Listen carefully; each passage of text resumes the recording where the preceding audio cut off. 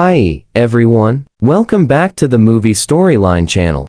Today, we're recapping Argo, released in 2012, a powerful film based on a true story that shocked the world. Set during the 1979 Iran hostage crisis, this movie reveals a top-secret CIA operation that used a fake Hollywood film to rescue 6 American diplomats. It sounds like fiction, but it really happened. Let's dive into the unbelievable mission behind Argo. For 2,500 years, Iran, formerly known as the Persian Kingdom, was ruled by kings known as Shahs, with a system of monarchical leadership. In 1950, the people of Iran elected Mohammad Mossadegh as prime minister. Mossadegh nationalized the assets of British and US oil companies, returning Iranian oil to his people. However, in 1953, the US and Britain planned a coup that overthrew Mossadegh and appointed the king of Pahlavi as Shah. Pahlavi is known for his luxury life and voyeurism. Meanwhile, his people were hungry, leading to riots. Pahlavi defended his power by forming a Savak force to suppress those who began to rebel. When Pahlavi began his campaign to westernize Iran as a holder of tradition in Iran, the Shiites were also very angry. Until in 1979, the people of Iran managed to overthrow Pahlavi. An imam named Ayatollah was re-elected to rule Iran. Revenge and chaos were created. As a result of the cancer, Pahlavi was given the opportunity to go to the US for treatment. The people of Iran held large-scale demonstrations in the US Embassy building and asked Pahlavi to be returned to be tried for his actions against the people of Iran. November 4, 1979. In front of the US Embassy building in Tehran, the Iranian demonstrators were already on their way. They urged the US not to interfere with the Iranian government and re-elected Pahlavi to be tried. Inside the US Embassy building, all US diplomats and officials began to panic and destroy important documents and burn secret documents when the demonstrators managed to break into the front gate. The security forces of the US Embassy also tried to chase away the anarchist demonstrators with tear gas.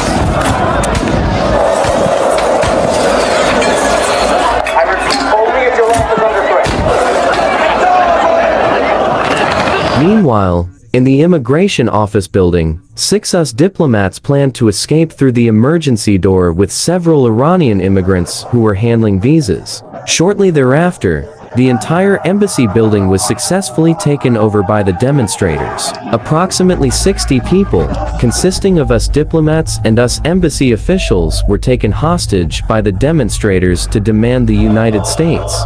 Meanwhile, 6 US diplomats who managed to escape hid in the residence of a Canadian ambassador not far from the US Embassy location. It's confirmed, sir. 6 The US Department of State received news that the US Embassy had been attacked. Meanwhile, at the US State Secretary's office, the US side confirmed that there were 6 US diplomats who escaped and hid in the residence of the Canadian ambassador. In the White House, the Chief of Staff immediately reported to the President. We leave the 6 where they are. I'll go brief the president. On the 69th day, American citizens were taken hostage in Tehran. The CIA was given a mission to start the operation to free 6 US diplomats who hid and served as guests in the residence of the Canadian ambassador. CIA agent Tony Mendez, one of the best hostage rescue experts, was led by his leader Jake O'Donnell to join the Intelligence Council with other senior officials. The CIA is trying to organize a secret operation to bring 6 of its diplomats out of Iran before the Iranians know that 6 US diplomats have passed.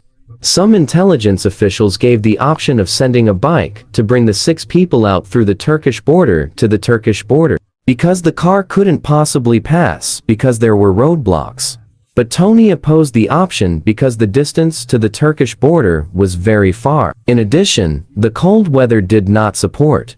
Tony gave the option of making a disguise for the 6 people as journalists and brought them out through the airport. But Tony's option was considered very risky because the Iranian revolutionary forces were already occupying the airport at the time. The outcome of the meeting is still unclear. You have a better plan? No, sir. Meanwhile, the situation between Iran and America is getting tense. News reports said that if America releases the hostages by military force, the Iranian Revolutionary Guards will blow up the U.S. Embassy building. Anti-Iran demonstrations also took place in America.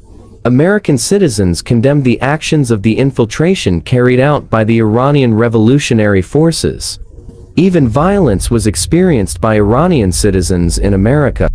Meanwhile, the 6 people hiding in the embassy residence must always hide underground if the situation outside is felt unsafe.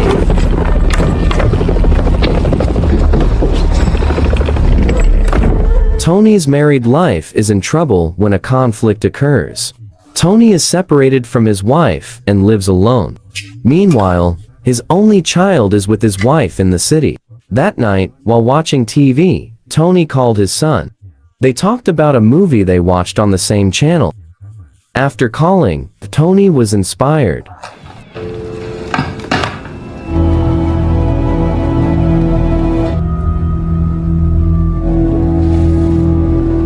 The next day, when in touch with the Foreign Department, Tony conveyed his idea. Tony plans to save the 6 US diplomats by pretending to be a film crew. Tony said he would contact his acquaintance-in-law, John Chambers, a Hollywood makeup expert who won an Oscar for the film Planet of the Apes. Tony plans to make their film production look very real. He sets us up. 1-2 days. Make it look real.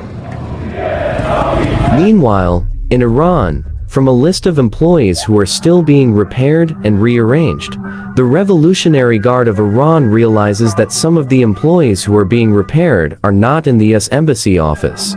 If they finish combining the names and photos from the list of employees in the embassy, they will find the 6 missing employees. After the meeting, Jack told Tony that the Foreign Department agreed with Tony and told him to go to LA to meet John Chambers. We want you to go to LA. The whole country is watching you. Upon arrival in LA, Tony immediately met John and told him about their mission. Tony wanted them to make a fake movie, set up a production house and make a story for a movie. A movie that they would never actually make. At a cafe, they began to organize a plan. John said if they wanted to make a big movie, they had to involve someone important to be involved in the movie. Someone who can be trusted to keep secret information and want to fund a fake movie. They both meet Lester Siegel, a famous producer who can lie to Hollywood. At first, Lester assumed that their plan was a suicide mission. But because of his moral humanity, Lester finally agreed and said that they needed a script. You ever think, Lester, how this is all for the cameras? We're gonna need a script. Meanwhile, in the residence of the Canadian ambassador, when they finished dinner, Canadian ambassador's housekeeper named Sahar put a suspect and asked Mr. Ambassador's wife why Mr. Ambassador's friends, who said they were from Canada, never left the house. The ambassador's wife also told the ambassador that Sahar was starting to become suspicious. In law, John, Lester, and Tony start thinking about what kind of script they're going to use. Tony was inspired by the script for the film Argo, which tells a science fiction adventure story. Then Tony and Lester meet a famous scriptwriter. And they agreed to buy the script to make it look more convincing. You want to go into production with this in 1 month? 1 month, yeah. A few days later, Jack calls Tony and tells him that airport security in Iran has been tightened since friends Pahlavi were arrested as he was leaving for Paris. Jack asked Tony to move quickly, but the film he was working on did not have a script. Until finally, in a short time, they managed to prepare a production house with the Argo poster as the title of the film. The lives of the 6 people depend on their project. If they wanted to fool the Revolutionary Guards, their film had to look big and authentic. Lester said, if they want to sell lies, they need a reporter. Then Lester called a reporter who could tell their film to the public. They promoted their film by holding an exhibition and presenting people in costumes. The reporters also came to cover it. They even held a press conference. The Argo lies my hope. My hero. Tony returned to Washington to explain again about his plan. Tony and Jack met with the Secretary of State and explained that the option of disguising from other intelligentsia was very risky. Tony assured that the option was the best. Moreover, the film company was already funded by the CIA, and everyone in the world already knew about Hollywood. Hearing that, the Secretary of State finally agreed to make the fake science fiction film. The United States government has just sanctioned your science fiction movie.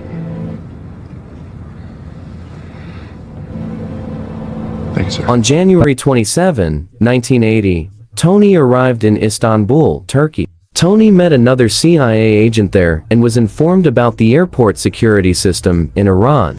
Every passenger will be asked to fill out a yellow form where the form has a white stamp. They will match it to ensure all the goals of people entering their country. If investigated, they will realize that Tony did not enter the country with 6 people. After that meeting, Tony went to the Iranian embassy in Turkey. There, Tony explained his visit to Iran for film production business. Fortunately, without a long process, Tony's request was accepted.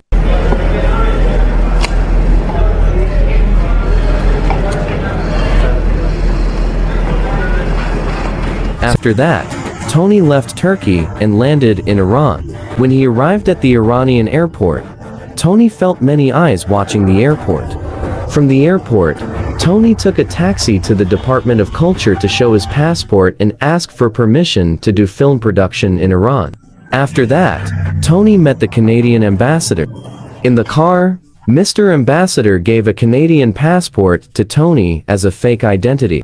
Only the stamp is still empty. Tony told Mr. Ambassador that their immigration preparation takes 1-2 days. Then they will fly out of Iran. Mr. Ambassador also informed that his housekeeper assistant was already aware of the 6 people. He asked Tony to complete his mission as soon as possible. After that, Tony was taken to Mr. Ambassador's residence. There, Tony met all of them. Seeing Tony, the 6 people seemed a little hopeful to be able to return home. Hi. Tony explained to them all the identities and roles they would play. But Tony's plan was even questioned. They doubted the possibility of Tony's operation. And if they knew, they would be executed in public. Because the plan to become a film crew was the first time, some of them were not sure about the plan. But some of them were also sure about the plan with Tony, because Tony was known to often expel Americans from conflict areas. Because they had no other option, they finally agreed to carry out the plan. After that, Mr. Ambassador told Tony that they were ordered to close the agency and return to Canada. There would be no place left for the 6 people. Then Tony shared the identity of the disguise made especially for them. Tony asked them to remember all of it. After that, Tony left them and promised to return the next day. I'll be back tomorrow. We'll get going. Good luck. As he arrived at the hotel, Tony made an airport tag on the passports of the 6 people. Not long after, he received a letter from the Department of Culture aiming for a location search for Tony's film. They will send a representative to meet Tony and his crew at PM tomorrow. The next day, Tony informed his mission to Jack. But Jack was worried about their disguise. Because 7 foreigners walking in the market would certainly cause trouble. But Tony had no choice, because if they didn't come, they would be suspected. In the morning, Tony came to Mr. Ambassador's house to inform the 6 people that they all had to go to the Grand Bazaar. At PM, the debate resumed. Joe and Kathy, a married couple who worked as us diplomats, refused to join because they thought it was the same as committing suicide. It's suicide. It's too dangerous. Don't bring my wife into the bazaar. At the US Embassy, the information search process by rearranging the destroyed papers was continued. Meanwhile, Tony came to the car workshop and bought a van. At 2 p.m., Tony came back to pick them up. Tony convinced Joe and Kathy that freeing people is their job, and they have to believe in it. Tony also said that he had a wife and a 10-year-old child. Hearing Tony's words, Joe and Kathy finally agreed to join. They drove the van that Tony had bought from the workshop to the meeting place. But their journey was interrupted by a line of demonstrators closing the road. Because their position could no longer retreat, Tony also brought their car and drove slowly through the crowd of demonstrators.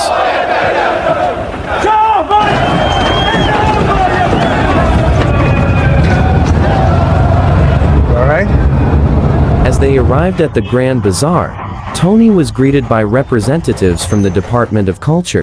While walking, they were told about the advantages of the Tehran market, but it turns out that someone took their picture at that time. Acting as a production designer, Kathy pretended to take a surrounding picture.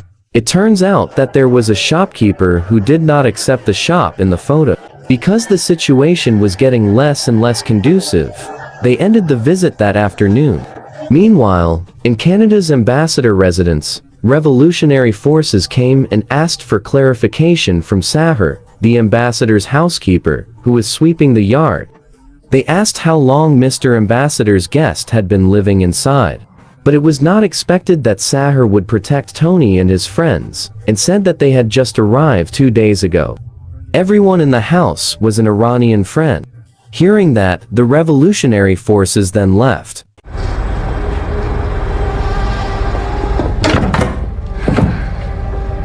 Meanwhile, the news of the Hollywood operation was finally heard to the head of the staff. He did not believe the CIA was on a mission pretending to be a film crew. Not long after, Tony got a call from Jack and got information that the head of the staff would try to save the 6 people militarily, and Tony was asked to return to America. Tony did not accept the decision, but Jack said that if the 6 Americans were forced to leave Canadian ambassador's house and executed, it would anger the world. And if the 6 Americans knew to make a fake movie with the CIA and execute it at the airport, it would make the country ashamed. So the head of the staff wanted a military operation. I'm sorry. What we are is required to follow orders. Mr. Ambassador, who already knew about it, asked Tony to burn all their passports before they left. Mr. Ambassador also asked Tony not to tell the others about it so they wouldn't panic.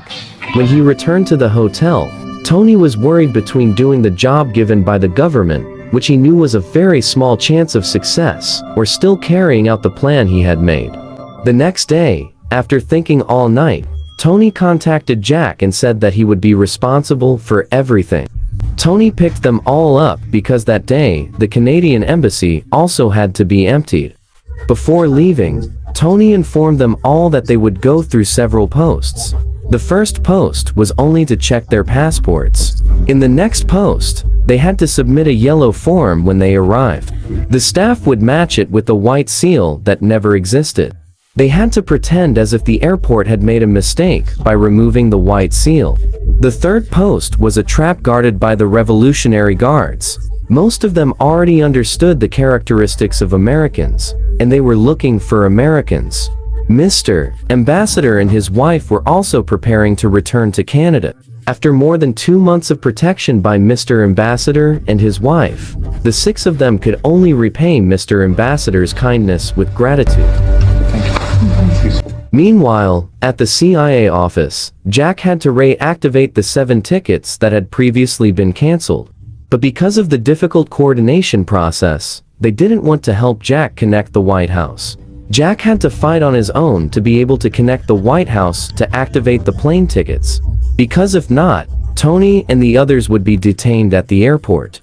But fortunately, Jack managed to connect the White House and confirmed that the Hollywood operation was still underway. The process of activating the plane tickets was immediately carried out. At the same time, Tony and the others had arrived at the Iranian airport. When checked, Tony's name was not registered as a plane passenger, but Tony asked the staff to check him again.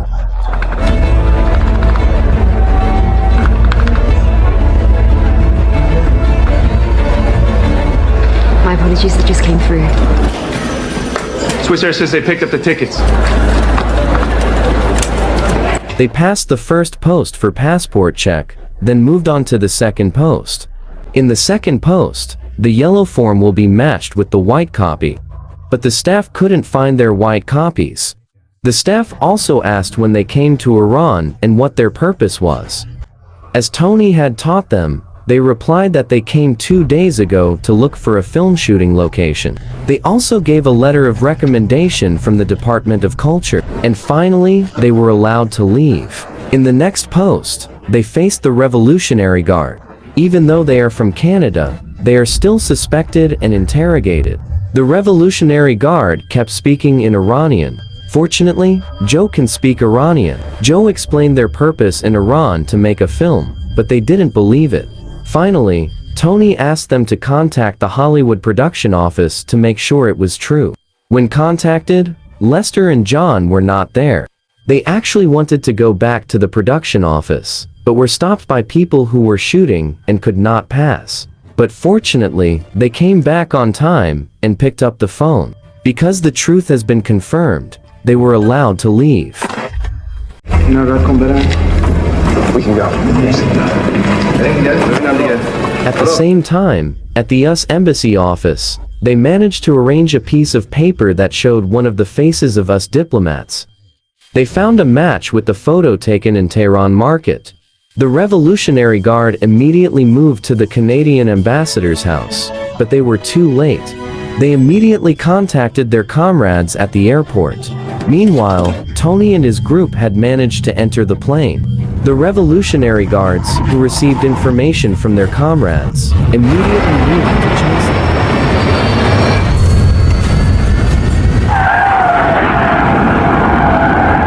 We got wheels up!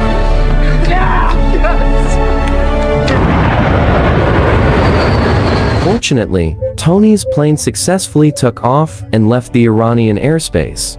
They were all happy to be able to leave the country safely. Joe, a person who is always pessimistic about Tony's plans, finally thanked Tony. Meanwhile, Sahar, a Canadian housewife assistant, also managed to enter Iraq and was saved from the threat of the execution of the Revolutionary Guards. The return of the 6 people became history and big news for America.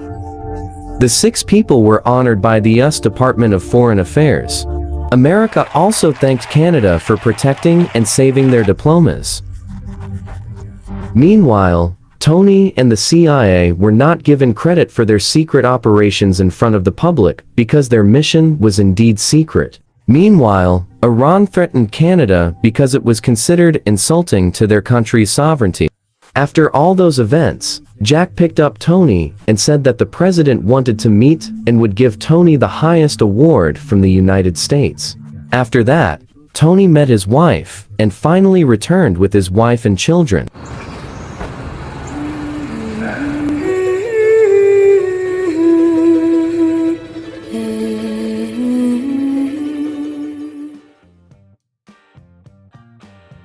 When all hostages was released, they spent 444 days in detention. The involvement of the CIA helped the Canadian embassy in releasing 6 people in Tehran, an example of international cooperation between governments. John Chambers was awarded the CIA Intelligence Medal of Honor for Civilian Family. Tony lives in an underground area in Maryland with his family.